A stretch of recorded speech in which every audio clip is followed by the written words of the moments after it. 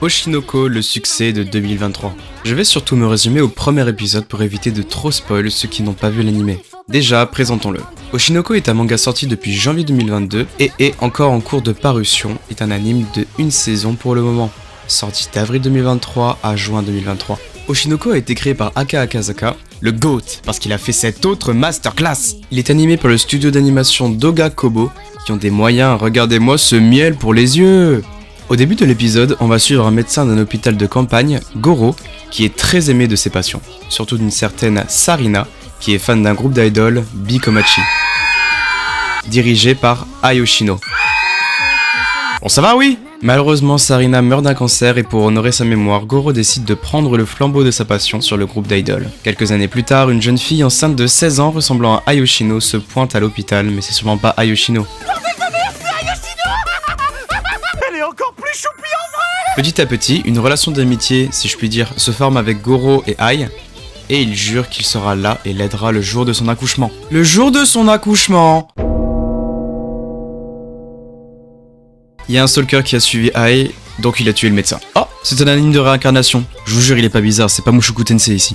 Ai accouche donc de deux jumeaux, Aqua et Ruby, qui sont la réincarnation de Goro et Sarina. Ils font leur vie de bébé à l'esprit d'ado et d'adulte, tous les deux fans de l'idol. Après sa pause dans l'industrie de la scène, Ai revient mais se trouve démotivée car les fans voient qu'elle n'a plus le même sourire qu'avant, mais elle se bat malgré tout.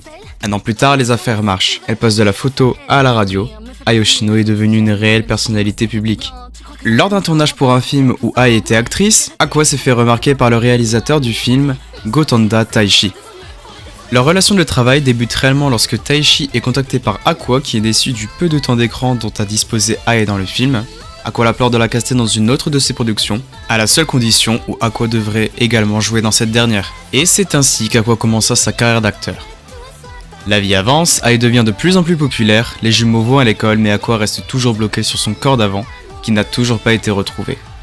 Et Ruby, elle, reste bloquée sur sa santé de sa vie antérieure et a peur de vieillir ou même de danser, car elle ne pouvait pas le faire du tout en tant que Sarina. Et un beau jour, enfin un mauvais, le stalker fait son retour et assassine Ai sous les yeux d'Aqua.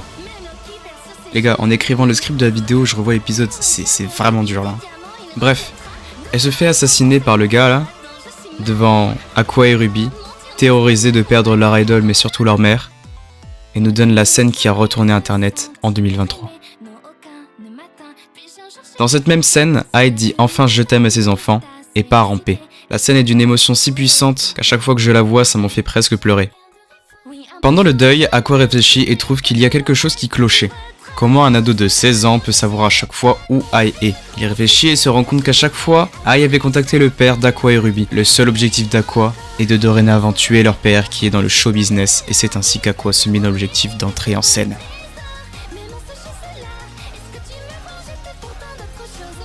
Rien que dans ce prologue, car oui tout ça se passe rien que dans le premier épisode, on se rend compte qu'Oshinoko va traiter de nombreux sujets, dont certains qui n'ont pas encore été traités avant, comme par exemple la réalité du show business. Tout le monde pense que c'est tout rose et super simple d'y entrer. Oshinoko nous montre la réalité, aussi cruelle soit-elle. On parle aussi de la façon d'aimer. Est-ce qu'on a le droit de dire je t'aime sans le penser? Ou alors une phrase mythique de l'anime c'est « mentir c'est aimer ».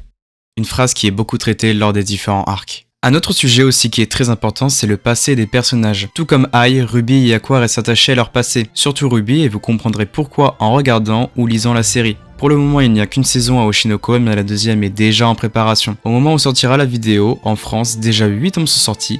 Le prochain sortira le 9 novembre. L'anime est disponible sur ADN, comme à chaque anime que je présente. Je vous incite fortement à le regarder. Vous allez passer dans une pluie d'émotions, vous n'êtes vraiment pas prêts. J'ai surkiffé l'anime, mais vraiment chaque épisode on l'attendait avec impatience, on le regardait tous ensemble sur Twitch, n'hésitez pas à passer d'ailleurs. Oshinoko est vraiment un réel coup de cœur, il parle de énormément de sujets qui sont encore d'actualité, surtout chez les adolescents comme par exemple le suicide, la solitude et plein d'autres. J'ai vraiment pas parlé de tous les sujets durant la vidéo, je vous laisse le découvrir par vous-même. J'attends la saison 2 avec grande impatience et quand elle sortira, on la regardera comme la saison 1 sur Twitch tous ensemble. Bref, si vous avez aimé la vidéo, n'hésitez pas à mettre un petit like, à commenter et à vous abonner.